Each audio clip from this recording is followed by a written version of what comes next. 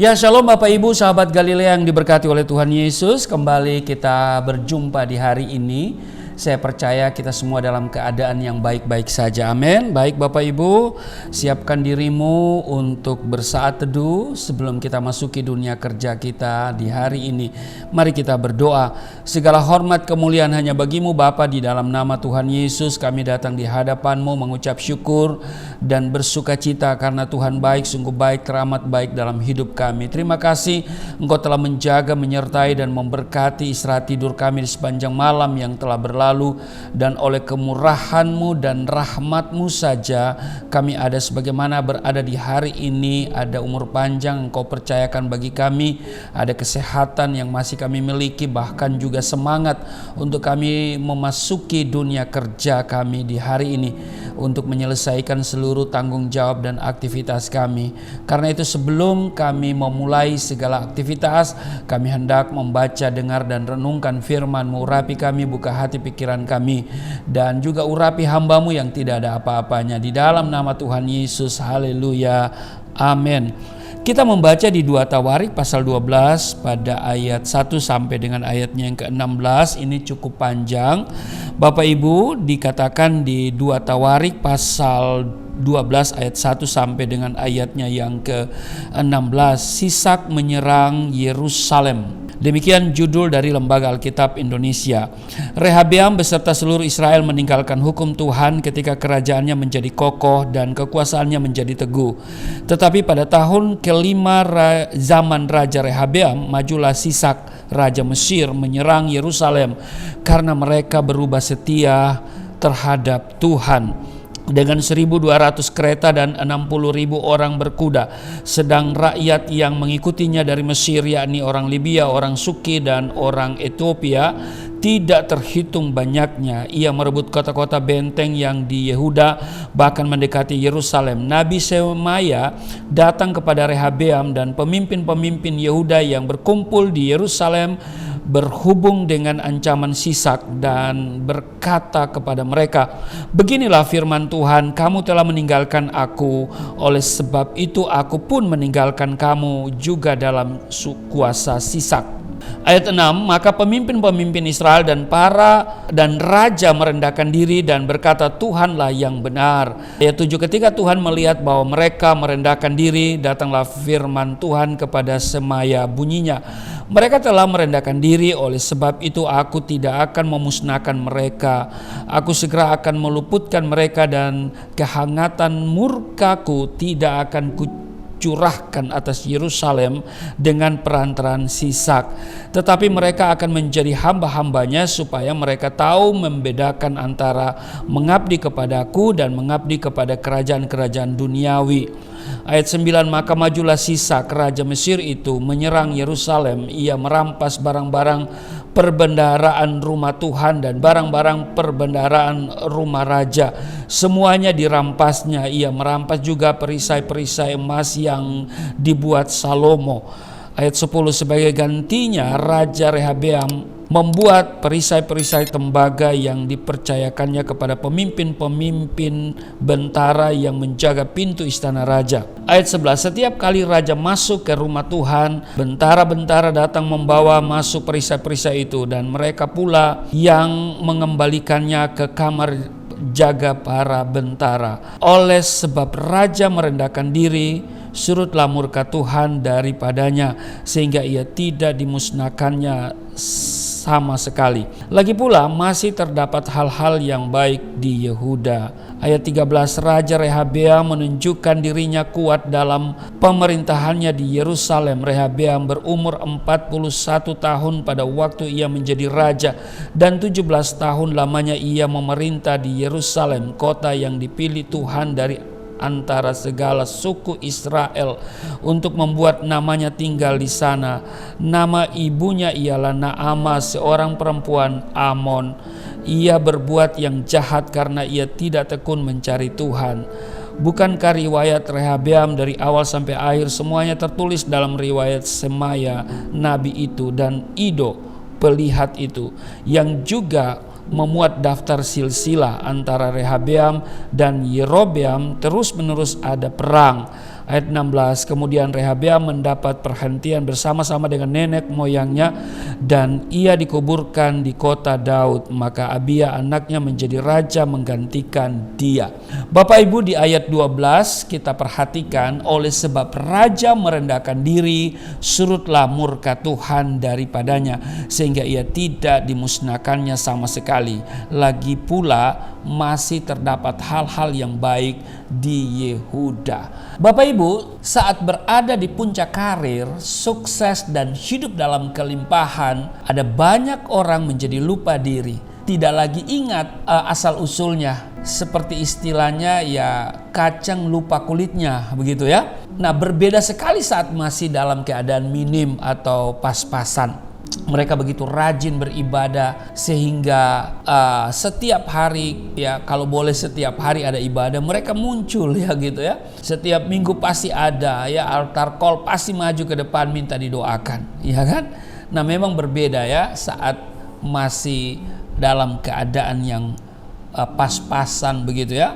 Mereka begitu rajin beribadah hingga secara perlahan kemudian hidupnya mulai berubah. Memang kalau kita rajin beribadah kan janji Tuhan dia akan buat perbedaan, ya kan? Kemudian dipulihkan dan kemudian diberkati oleh Tuhan. Nah, sayang Bapak Ibu, secepat kilat pula orang yang mulai berubah, mereka tidak lagi memprioritaskan Tuhan.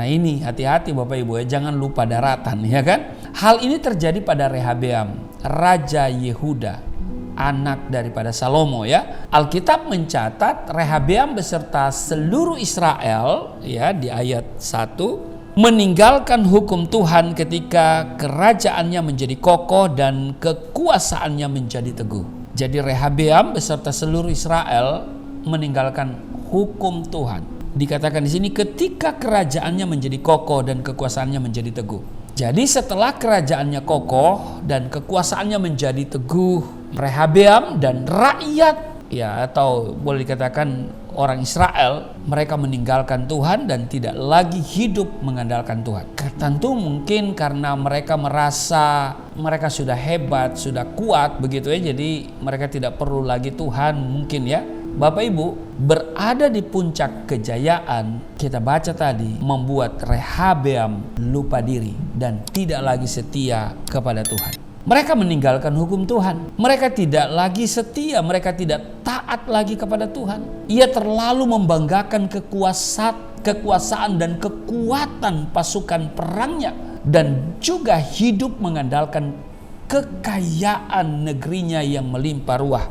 Tuhan tidak lagi mereka butuhkan mungkin ya. Karena itu firman Tuhan memperingatkan setiap kita, celakalah orang-orang yang mengandalkan kuda-kuda, yang percaya kepada keretanya yang begitu banyak dan kepada pasukan berkuda yang begitu besar jumlahnya, tetapi tidak memandang kepada yang Maha Kudus. Apa yang terjadi kemudian? Bapak Ibu, ketika negerinya sedang terancam karena musuh yang datang dari kerajaan Mesir, Rehabeam kemudian menjadi takut dan mulai sadar bahwa ia sangat membutuhkan pertolongan dari Tuhan. Nah, ternyata tanpa Tuhan, ya kan, mereka tidak ada apa-apanya. Rehabeam pun kemudian merendahkan diri di hadapan Tuhan, kemudian dia mengakui segala dosa dan kesalahan yang telah ia dan rakyatnya buat.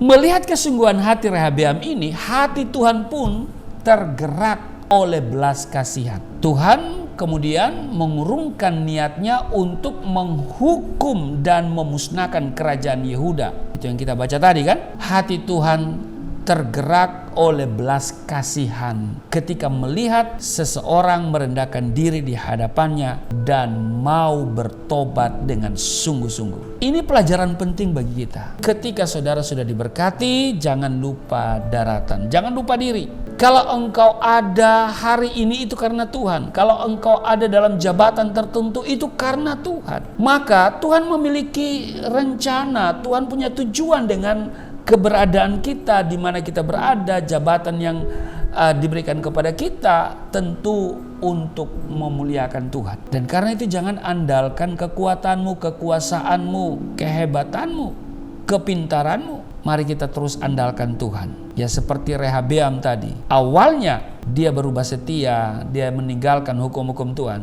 Tapi kemudian ketika dia diserang oleh pasukan dari Mesir ya, dengan sekutu-sekutunya, dia merasa dia tidak bisa berbuat apa-apa. Tapi hal yang luar biasa, dia cepat menyadari itu dan dia kemudian merendahkan diri di hadapan Tuhan. Dia mengaku segala dosanya dan kemudian tentu di hatinya ada kerinduan untuk mau sungguh-sungguh kepada Tuhan, sehingga Tuhan melihat hatinya, ya kan? Tuhan melihat hatinya dan kemudian Tuhan tergerak oleh belas kasihannya, sehingga dia memberikan pertolongan, tidak jadi memusnahkan bangsa itu. Nah, mari kita Bapak Ibu, apapun kondisi yang engkau hadapi saat ini, situasi yang engkau alami saat ini, mari kita datang kepada Tuhan dengan penuh kesungguhan hati. Tuhan mau lihat hati kita yang mau bertobat dengan sungguh-sungguh. Amin. Tuhan Yesus memberkati. Mari kita berdoa.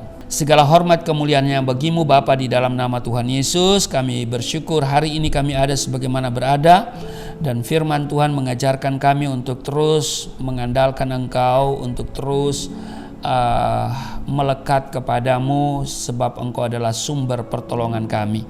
Kami mau senantiasa hidup di dalam Engkau, dan tanpa Engkau kami tidak dapat berbuat apa-apa. Sebaliknya bersama Engkau kami cakap menanggung segala perkara. Terima kasih Tuhan untuk hari ini. Firman Tuhan mengingatkan kami untuk jangan melupakan Tuhan di saat kami berada dalam keberhasilan, kejayaan, kesuksesan. Sebab semua itu berasal dari Tuhan. Terima kasih Tuhan.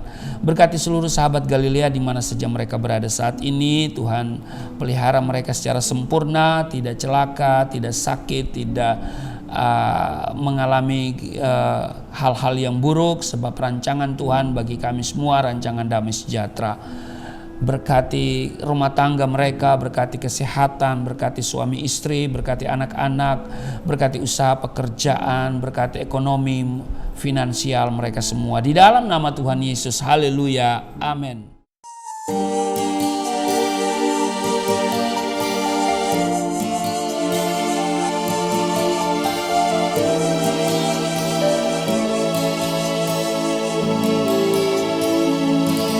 Bapa kami yang di surga,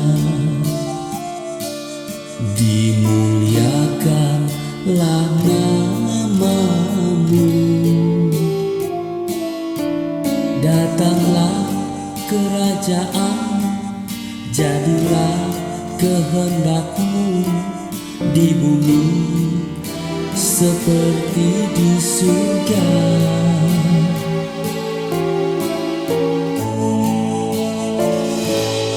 Berikanlah kepada